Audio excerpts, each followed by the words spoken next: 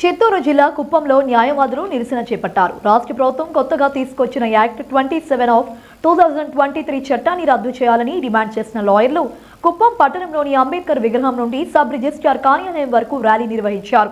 అనంతరం సబ్ రిజిస్ట్రార్కు వినతి పత్రం అందజేశారు. ఈ సందర్భంగా వారు మాట్లాడుతూ ప్రజలతో న్యాయ నిపుణులతో సంప్రదించకుండా ప్రజా అభిప్రాయాన్ని సేకరించకుండా యాక్ట్ 27 ఆఫ్ 2023 చట్టాన్ని తీసుకొచ్చారని విమర్శించారు.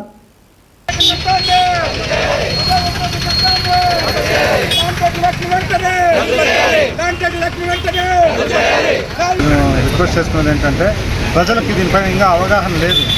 తెలిసే లోపల చాలా నష్టం భరిస్తారు. కాబట్టి దయచేసి మా పత్రికా సోదరుని సభాముఖులను కోరుకునేంటే ఈ విషయాన్ని ప్రజల్లోకి తీసుకునేదానికి మీ వంతు సహకారం అందించాలని నేను కోరుకుంటా ఉన్నాను. అదేవిధంగా మనం కోరుతున్నామంటే ఎవరు పాస్బుక్లు 1B అడంగళ్ళు ఎవరు మనకి ఇస్తారో వాళ్ళే రద్దుపరిచి వేరే వాళ్ళకు ఇవ్వడానికి వాళ్ళకే మళ్ళీ అధికారం ఇచ్చారు. అంటే దొంగ చేతికే బేగమిచ్చినట్టు. ఒకటి అర్థం చేసుకోండి. ఎవరు మీకు 1B అడంగలు ఇస్తారో, ఎవరు బలవంతులు ఉంటాడో, ఎవరు రాజకీయ పలుకుబడి ఉంటాడో వాడే 10 మంది దగ్గరికి వెళ్ళి ఎంఆర్ఓనో తహసీల్దారో లేకపోతే వాళ్ళ పై అధికారుల దగ్గరికి వెళ్ళి వాళ్ళ మీ పేరులో ఉండే పాస్బుక్ 1B అడంగల్ని రద్దుపరిచి వాళ్ళ పేరులో ఎప్పుడు తీసుకుంటారో ఆటోమేటిక్గా మీ యొక్క హక్కు వెళ్ళిపోతుంది. మీరు ఈ యొక్క హక్కుని న్యాయ వ్యవస్థ పైన దాడిగా కనబడుతుంది. ఎందుకంటే మన భారత రాజ్యాంగం రాజ్యాంగము 3 వ్యవస్థలను ఏర్పాటు చేస్తుంది. శాసన వ్యవస్థ, పరిపాలన వ్యవస్థ, న్యాయ వ్యవస్థ. ఎప్పుడైతే వాళ్ళు అంటే ఇద్దరు గాడి తప్పినప్పుడు శాసన వ్యవస్థ కానీ పరిపాలన వ్యవస్థ ఎప్పుడైతే గాడి తప్పుతారో అది రైటా రాంగా అని తేల్చేది న్యాయ వ్యవస్థే.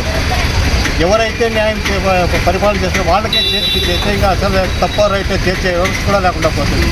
దీనివల్ల ఏమైందంటే ప్రజలకు తీవ్రమైన అన్యాయం జరిగే అవకాశం ఉంది. ఏ వ్యవస్థ పని అది చేస్తేనే బాగుంటుంది. ఎవరికి ఇచ్చిన పని వాళ్ళు 2 పనులకు ఒకరికే అప్పగించడం కరెక్ట్ కాదు ఇది. ఎందుకంటే న్యాయ వ్యవస్థ అనేది ఈరోజు మన సమాజం ఒంటికాలపై నడుస్తున్న పరిస్థితుల్లో ఉంది. ప్రజలందరికీ కూడా ఏ విధంగా అన్యాయాలు జరుగుతూ ఉన్నాయి, ఎటువంటి దాడులు జరుగుతాయి, భూముల పైన కాదు కానీ అది పూర్తిగా రెవెన్యూ అధికారులు చేతిలో పెట్టేస్తే ఇంకా ప్రజలకు తీవ్రమైన క్రిమినల్ కేసులు పెరిగిపోతాయి, చాలా ఇబ్బందులు కలుగుతాయి. కాబట్టి న్యాయ వ్యవస్థ పైన దాడి చేయకూడదని ప్రభుత్వం కోరుకుంటున్నాము. ఆ చట్టాన్ని వెంటనే రద్దుపరచాలని మా ఇండియన్ న్యాయవాదుల తరఫున కోరుకుంటున్నాం. వరకు వీలవుతుంది. ఇదంతా ప్రజల మీద ఎక్కువ భారం పడుతుంది. ఎక్కువ మంది తమ యొక్క భూములను కోల్పోవాల్సి వస్తుంది. కాబట్టి వెంటనే ఈ చట్టాన్ని వెంటనే రద్దు చేయాలని మేమందరము కోరుతూ ఉన్నాము.